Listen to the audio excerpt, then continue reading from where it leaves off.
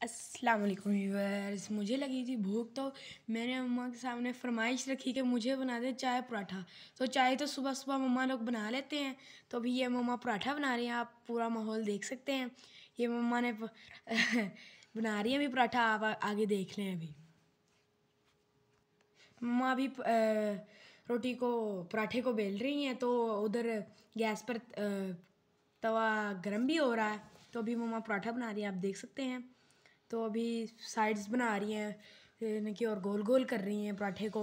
अभी देखिए, तो ये जा चुका है हमारा पराठा गरम गरम तवे पर। तो जब इसके ऊपर अब मेरी मम्मा डालेंगे घी, तो घी लग चुका है ऊपर, अभी डाल रही हैं घी मेरी मम्मा। तो देख सकते हैं आप, अभी गरम रोटी को गरम पराठे के लिए कड़क कड़क पराठे के लिए मम्मा ने ऊपर डाल दिया है घी। तो देखें, अब आप देख सकते हैं 2 चम्मच घी के डाल दिए मम्मा ने ऊपर।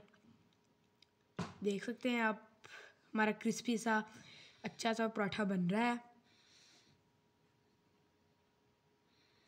मम्मा अभी से इसकी साइड चेंज करेंगी, क्योंकि एक नीचे वाली तरफ से तो पक चुका है, अब वो इधर साइड से पकाएंगी। अभी ये देखते हैं, आप चलिए देखें।